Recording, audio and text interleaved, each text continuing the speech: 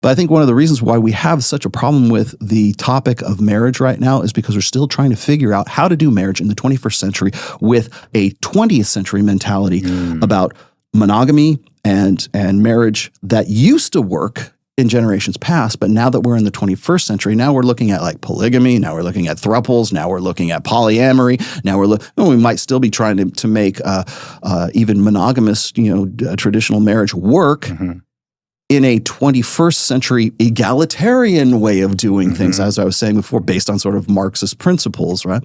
How do we make it work? And I think the problem is you said you read my fourth book on religion, right? I've read 4 of your books. In the introduction for that, I think when people want to know what killed marriage, it's technology that killed marriage. It's not feminism. Feminism was just like part of the fallout of it.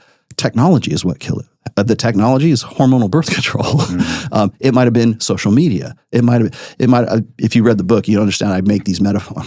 I probably shouldn't do this, but I made these. You never use metaphors online. You can use them in your book. Don't use them online, because everybody takes them literally. I likened it to the tree of knowledge in the Garden of Eden. Like the apple that Eve eats is actually from the tree of knowledge of good and evil, right? It's the tree of knowledge, right?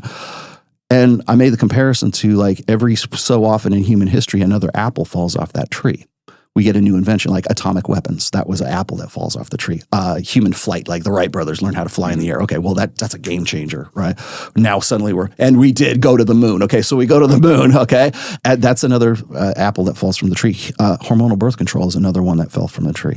The impact of the internet and access, easy, quick, instantaneous access to information that we never had access to before is another one. And we have to figure out how to process and how to do these things. It's just that there's too many apples falling off the tree all the time, and we don't know how to incorporate those into a functional society right now. So if you read the introduction to my fourth book, which is called Religion, thank you very much. It took me 3 years to write.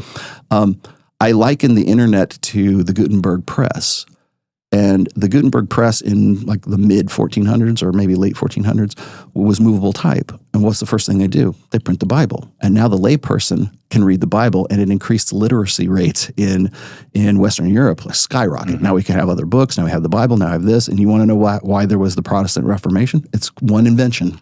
One apple that fell off the tree. That was a Gutenberg press. Yeah. And so you have wars as a result of that between Catholics and Protestants. So sometimes those apples are not necessarily great things. But what it did was it increased human knowledge exponentially. And that's exactly what the internet has done now. What we're doing right here in this podcast studio is we have the internet, we go through the forum years, we go through social media years, we go through the video or the blog years, and then we go through the video years right now. And so everything sort of exponentially sort of builds up over time. But really what is it building up? It's building up access to information, easy access to information that we never had access to before. And I think that we're living in a time right now in the 21st century where we're still 20th century creatures trying to make 20th century ideals work in the 21st century. So I first started to notice this when it was Donald Trump was running against Hillary Clinton. They're both 20th century brands trying to run 20th century campaigns in the 21st century. And so now when I see political action committees like Progressive Victory, like buying influencers to essentially be sock puppets and mouthpieces for the DNC, that's a technology and a use of a technology that we've never had in the past. And how are we going to deal with that? Are we going to make it illegal? Are we going to find some way is it going to go against terms of service for Twitch or YouTube or something like that? We're still trying to figure those things out. And it's exactly what we're trying to do with marriage right now, is we have access to divorce rates, like all the way back to like when they started keeping them, or marriage rates. Marriage is at the lowest rate it's ever been, 6.1 per 1,000 people. And people say, oh, well, isn't it great that the divorce rate's lowered? Or like, yeah, but the marriage rate is at 6.1 per 1,000, right? And so everybody wants to try to sort of have some wiggle room in there and try to say, well, it's not as bad as it seems. Well, that it's not as bad as it seems is the want for that 20th century ideal to be dragged into the 21st century. And so we'll try to find ways and caveats and everything else to sort of like do an end around these statistics that are pretty damning. And it's my opinion that it would be better for people to just simply read those things, take them for what they are, and then use them in the 21st century in a 21st century way. So, like, for instance, I'm going to quote Aaron Clary once again. He popularized this concept is that we live in a post-marriage society right now. And I don't necessarily think we live in a post-marriage society, but I do think that we are trying to redefine and trying to figure out how to do marriage in the 21st century. Yeah, well, they've literally redefined it. Yeah. Well, yeah, exactly. On the most basic level. Like, again, people get uncomfortable and squirrely around this. And regardless of someone's political or social position on this, by going from marriage being an institution between a man and a woman to suddenly saying, oh, no, actually, it could be anybody. Yeah. A man can marry a man, a woman can marry a woman. You have fundamentally changed thousands of years of how this thing has operated. Do you remember the conversation that was happening? Like, how does that affect you? That these people, love is love, always. right? Love is love is an article of faith, by the way, that of a secular religion. But I remember the conversation at the time was like, well, how does this affect you? You know, you're heterosexual. You can get married. Just don't marry a man. Yeah, exactly. Yeah. That was the whole thing. Well, now we know why. Because it fundamentally changed the definition. So, for instance, you're going to laugh at this example. Aaron Clary and myself could get married if we wanted to, right? Because we're both men, and we're allowed to. Remember, it's not homosexual marriage; it's same-sex marriage. Yes.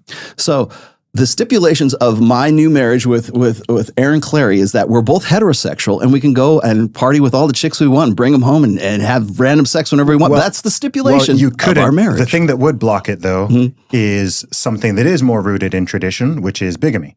Oh, yeah. Right? You might have a problem with that. So it would be like, nope, bigamy. Okay, so we're not going to get married in Utah, but we will get married in Nevada. How's that? Okay. But the thing is I think people, it's a funny illustration to point out that it's not homosexual marriage. It's same-sex marriage. So really what it is the marriage as a concept is really up to the two individuals who are in it. So when I'm doing Access Vegas, and I have these girls on who are in open relationships or semi-open relationships. There's different ways to do it. There's like the guy who has it's closed on her end and it's open on his end, right? That's one form. Then it's open on both our ends and we're in an open relationship and let your freak flag fly. And then it's open on her end and closed on your end, even though you don't know it's really close. And then there's what I have with my wife, closed on her and closed on my end. That's traditional. Okay, we're trying to figure out how best to you dinosaur. You how dare you? How dare you? You want to know why I'll never go on? Not that I wouldn't if they asked me, but like here's why I will never be able to go on Daily Wire is because like. They want to get me on like he's anti-marriage. No, dude, I'm married longer than you have. It's because I'm married. Like I fit every single ideal of like the trad cons on that side of the even the most extreme. I fit every single ideal, but I'm also the godfather of red pill. So, but I think really what it comes down to is we're trying to figure out how to do a 20th century marriage ideal in the 21st century. And why are we doing that? Because we have access to so much information and access to so much like social media, for example. You got all these women who are on OnlyFans, or you got these women who are on Instagram, and they're still advertising their sexuality and they're technically advertising their sexual availability. Whether that's true or not, they're not showing pictures of their boyfriends. They're only showing pictures of them, right? In a bikini somewhere on some beach, right? And that's really still advertising. So, like for instance, what's crazier is out in the wild when you see the boyfriend taking all the photos. When you're at the beach. He's the one. Yeah, he's the Instagram boyfriend. Yeah, and he's the one actually like enabling all of this. But the reason why I say this is because like that's the women advertising their sexuality. If women were doing that like overtly and they were saying, "Oh no, I'm with you," or "We're closed on my end, closed on yours," well. You're advertising your sexuality. We would call that cheating, right? If I went and started picking up on the waitress at the bar and grill or something, and I actively went out and tried to do that, you would say that was cheating. Okay. Well, for men have to go out and actually be the pitchman. They have to be the salesman. I got to sell you on my quality and sell you on who I am because that's how I'm going to convince you to sleep with me, right? Women are the advertisers. All they have to do is show their pictures on OnlyFans or Instagram, or well, let's just say you're not even doing it professionally. It's just on Instagram, right? Why am I not on your Instagram? Why is there no picture of me on your Facebook? Why is there no on your social media? Well, because as soon as a woman posts a picture of her boyfriend or her husband on that social media, she loses market capital. That's why. So So that's why we say, when women say, I would never delete my Instagram for any guy. No, the right guy would never ask me to do that. And I go, well, you are still kind of advertising your availability, even though you claim to be you're exclusive with this guy, right? So are you or are you not? And that's one of the things we're trying to figure out in the 21st century, because women don't want to give that up. They don't want to give up the attention. They don't want to give up the positive strokes that they get from putting sexy pictures online.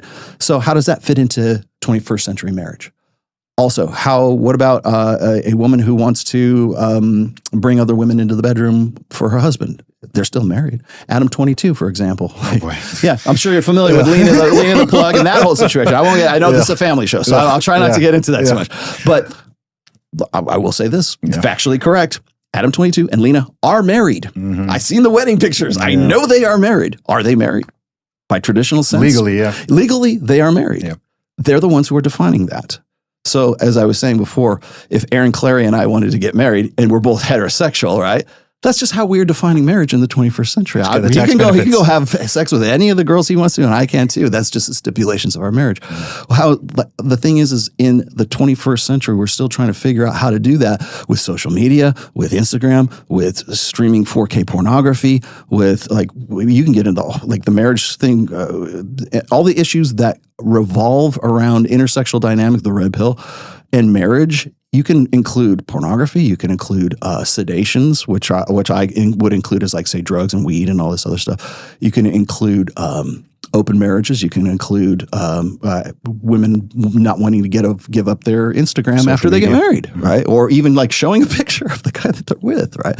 Because they're reluctant to. That's their sort of fail-safe, right? Okay, well that's affecting marriage in the 21st century. We never had to deal with that when I got married in 1996. Yeah.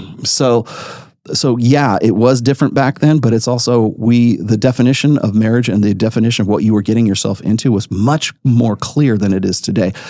The fact that I'm having this conversation with you and I'm pointing out all of these, how we're trying to redefine or trying to figure out, I'm not saying redefine, but we're trying to understand how we can make a 20th century ideal of marriage work in the 21st century. The fact that I'm saying that makes them hate me. Yes.